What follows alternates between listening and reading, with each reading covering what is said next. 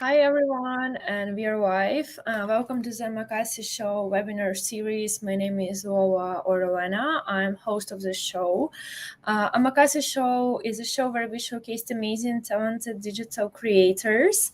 And just before we dive into our webinar with an amazing guest, I will just share my screen and just let you know that you can go to our profile on X, which is the Omakase Show, and send your support in Ethereum.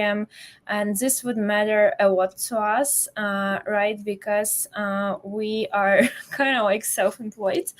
So yeah, don't be shy and send us your donations. And here today with me, I have Carolina Melis that I met in Rome. It was an amazing pleasure to meet her. She has a really strong background in fashion as creative producer, creative director, and also artist. And so, yeah, welcome, Carolina. Can you just tell us a little bit about yourself and what do you professionally do? Okay, thank you for the invite. I'm very excited to be here. And so the reason I'm here is probably because of my project Kubikino, which is an generative art collection that was released on Art Blocks last year, and Mikino, which is kind of a spin-off of that collection that is more like kind of a pop version of Kubikino, which is kind of a tribute to a very famous Disney character. So my background and myself, I these days I like to call myself a designer. I've been asked so many times to define my profession, which is always very tricky because I've been in the creative industry for 25 years, which is a long time. It's almost 3 decades, which means many things happen, and there have been many changes in the digital art scene. So, why am I a designer now? The reason why I prefer to call myself designer rather than artist is because I tend to work on structure and function. So I like to see my work working. No, so I don't. I'm not driven by concept, emotions, but really about how to finding structures and solid kind of systems in design. Um, so I don't know how to start with my background because it's obviously a long time, 25 years. So I'm going to start from the very middle of it. So in about in 2008, I was in London during a terrible crisis, economical crisis, which meant people like me working in advertising and in the fashion industry were suffering a lot. So companies were not spending much money in advertising or investing in new projects. So as a result of that, I decided to take a sabbatical year, and I just okay, I'm going to focus on something which is interests me, but is not exactly kind of the animation that is what I was doing before that.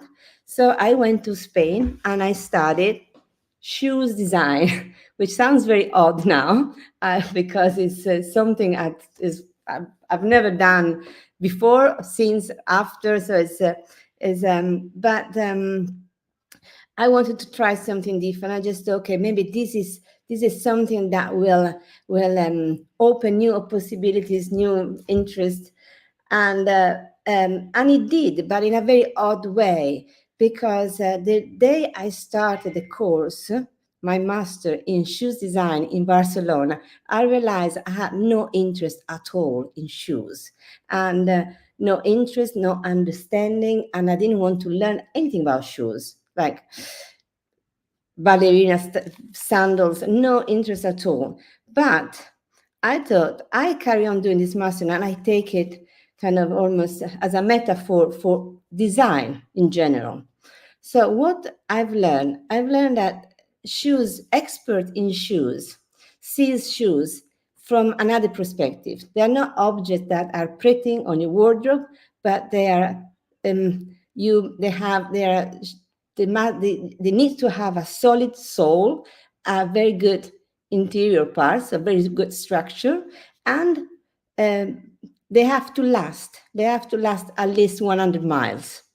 So from that moment on, I thought my work has to be like that. It needs to be well structured, it needs to be solid, and it needs to last.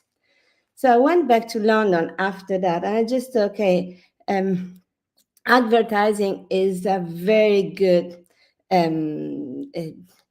learning experience. Fashion is great because it's challenge the style, but I also want to do something that is more has more longevity, you know? And I was I wanted to move away from the very kind of project that had a very that were based on the first love, first impact, a first impression.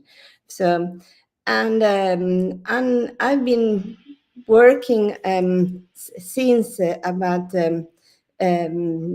project that had that could last for much longer, that had more of that were not based on the current trend. Yeah. So Kubikino, which is my project in my NFT project that came many years later, is exactly was born with that intention. I wanted to do a project which was looking at the future, so that could last longer than one season. Thank you so much. Okay, let's jump into Kubikino more detailedly because I want to share my screen. I actually, so yeah, I just opened it and I saw you did it with Enrico Panzo, which was also a guest on my webinar. He's an amazingly talented person. And so in general, yeah, he was responsible for coding part. Yeah. But can you tell us about the creative process behind it? I can see your point about being a good designer because it is definitely an amazing design job, right? Only designer can put together objects and covers in this way. A lot of artists actually lack this ability to work so amazingly with the colors. So just tell us how you created this. Well, obviously, Enrico played an essential role in this project. Is I approached Enrico, and I had no idea. I needed like a partner, someone I could talk to, someone who could give me some feedback, ideas. So it was not just like a technical person. It was really a partner, no, in all sense. And so I started. The idea was, as you do with design, you often map. No, you set a structure. No, and this is what I do in all projects I do. I design textiles. I direct animation, and all projects I do, they have in common a very solid structure. So I don't. Unfortunately, I don't have. I'm not that kind of artist that can let it go. No, I need to plan a lot. No, the way I started giving myself a number of rules. It was mainly about things that I didn't want to do, rather things I wanted to do. So it was this should not have more than this, should not more than these colors, should not have shapes that don't derive from the circle, should not and other things, no? And then as so we had a kind of we went into a creative conversation with Enrico. He was testing, and I was seeing the results, and then we had to find a balance of something which was kind of orchestrated enough, but also surprising enough, so not so controlled, which is kind of the tricky part for me, was that to find that balance. And also I was looking at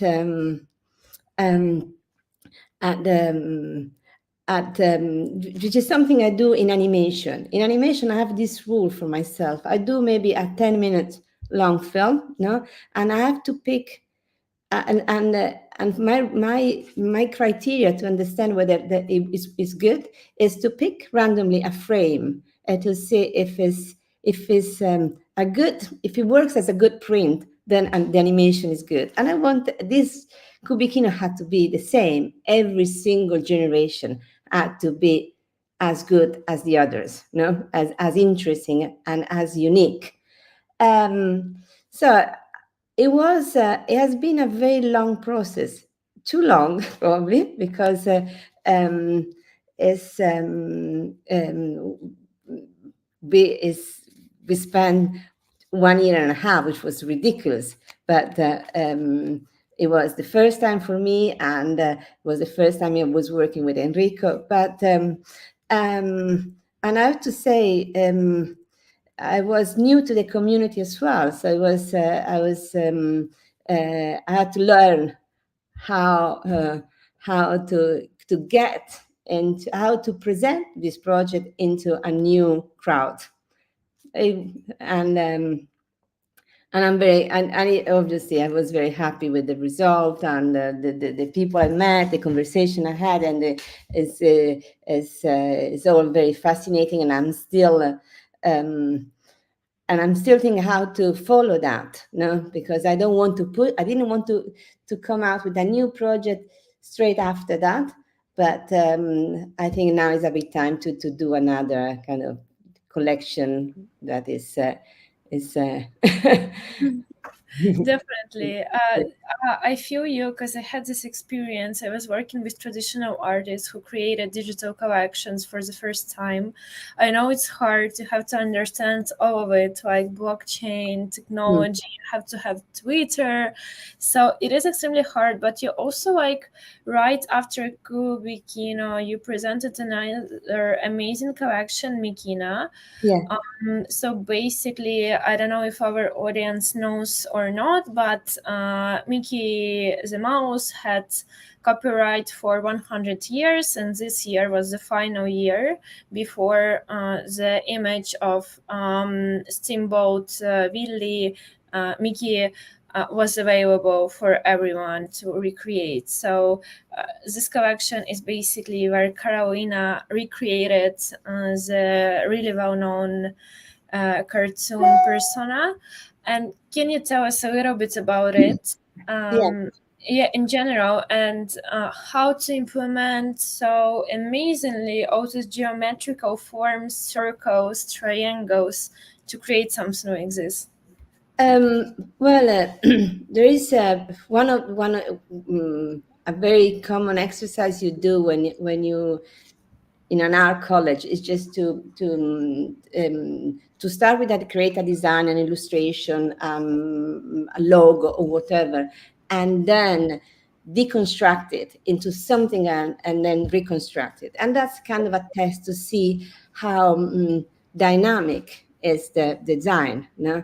And if you go down, you can see, this image is the moving one. Yeah. A bit further up. No? Yeah. Yeah, Okay. that one. So what I did, I just I was playing with when I created Kubikino. Basically, I found myself at the end of the project with kind of a library of elements, no, and which is almost like a Lego box. And I tried to play with them, and I could see that they could transform into a lot of different shapes. And at one point, by absolutely chance, I created this shape. It was kind of Mickey Mouse. I said, okay, no, it's funny. No. And by coincidence, it was the anniversary, and just sometimes things happen. You know, they get delivered to you, and you have to take them. You know? And so I created this piece, which is kind of brings together some of my major interests. One is a character design, you know, when then cartoons, classical cartoons.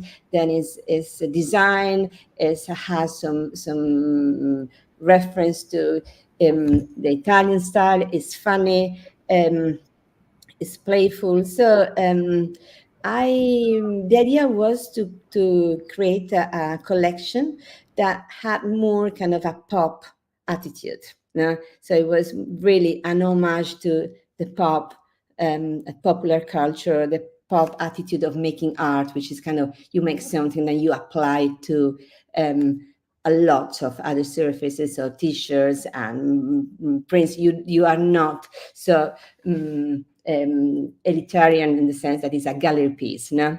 And that was the intention with this collection. So it's very different from Kubikino, which is a bit more is a much more gallery piece, and I see Mikino is a kind of like in fashion you have the main collection and then the collection which is more the second line. How called it in English? I don't know. But yeah, probably the second one. It makes sense. Okay. And so, in general, how do you actually keep on designer trends, if that makes sense, right? I'm not sure if design has any trends to it, because it's hard to say that art has any trends to it.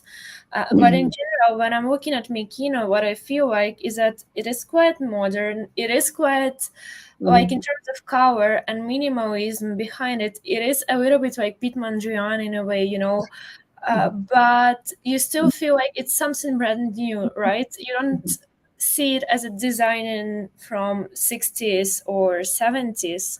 So are there design trends? And if there are, how do you keep track on them? Let's say that they're not design trends. They don't come from design. Obviously, designer responds to general trends with design. So let's say, for instance, it's very difficult to predict a trend is with like just by looking at something. You just have to put number of influences together, and then you kind of can have a vision of what people might like. Here, there are certain things that you starting with colors. That certain colors I can see that there is a tendency to prefer like the off-white now rather than pure white, or like a certain type of yellow and blue. But it's not just about, you don't follow guide. You just it's kind of, it's a natural flow that you are part of, and it doesn't come from one way. It's all around us, and that's and I think that's my has always been in my work, the look, the style has been always the kind of the very strong part of something that I make. I put particularly a lot of effort into it to as a signature. Yeah? Thank you so much. And so another question, you have an amazing background in terms of working with fashion brands, and you're being modest, but you worked with Prada, Fendi, which is like crazy for average person you meet on the street. Working with Prada and Fendi is an extreme accomplishment.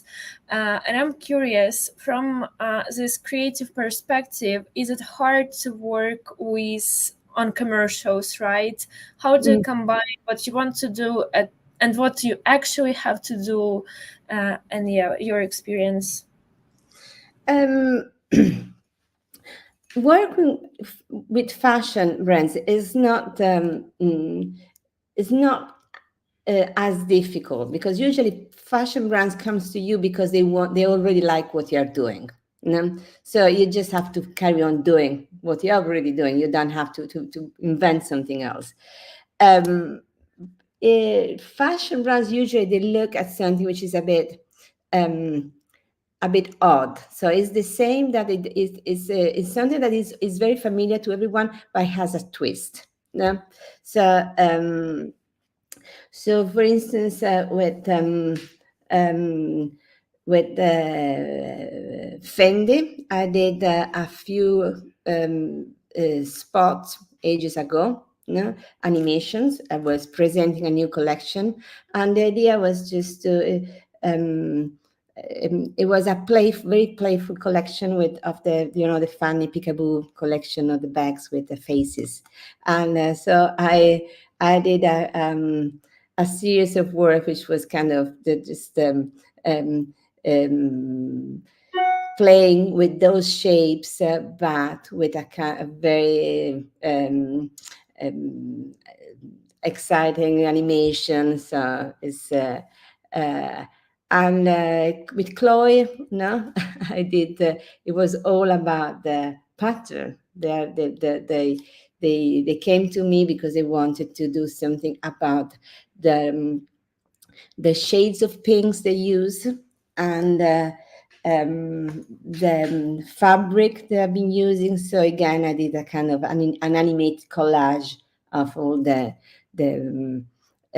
patterns, and it was I presented a vision which was not only the visuals but also the music and the tone of voice. So it's a number of things together. Yeah. Thank you so much. And can I check if you're working with a big high luxury brand, how it works? They give you your branding. Do you have some guidance, or you are free to do whatever you want? No, freedom doesn't exist in this world. No, usually I get a brief, of course, a very, very, very specific brief. So it's not, but they're all different. They're all different. Obviously, the different people, different brands, different ways of working. Yeah, and it obviously depends also the country. No, Americans are different from the Italians. No, and so Definitely, yeah. Thank you so much. It is quite fascinating. I think I would have dozens more questions, but yeah, it is extremely interesting. I wanted to ask you, what are you working on right now, and what are some upcoming projects that we can look forward to? You mentioned you are planning to do something digital again. So yeah, just tell us about your plans. Well, I'm, as you know, my background is my expertise is in animation, and now I want to try to experiment more what we can do with AI and animation and how can how can director play a role, no, in with artificial intelligence. So I'm working now on, as I said, I'm just starting a new position as a creative director for a group called New Animation in Sardinia, which is a part of a film commission, which means that we support companies, production companies, to create animated projects and support in terms of creative direction and funding the funds to make films or series or whatever. I'm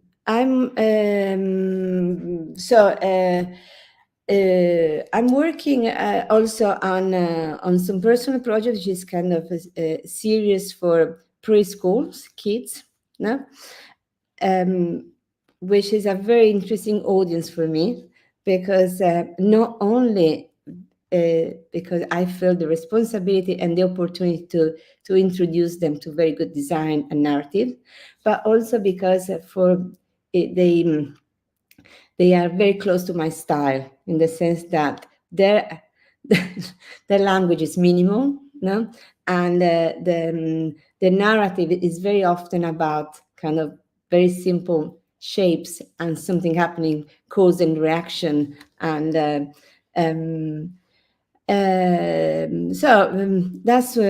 That's my world now, and I'm yes, of course, a new collection would be great, and I've been thinking about a lot of what a good concept would be for the next one. Also, because the next collection I do will have in mind um, a physical version from the start. I think is what. What feels very important now is to connect the two more. So that is there is a digital digital work is also supported with a strong physical um, project. No? I completely agree. I had even experience of selling like physical print and NFT by Mm.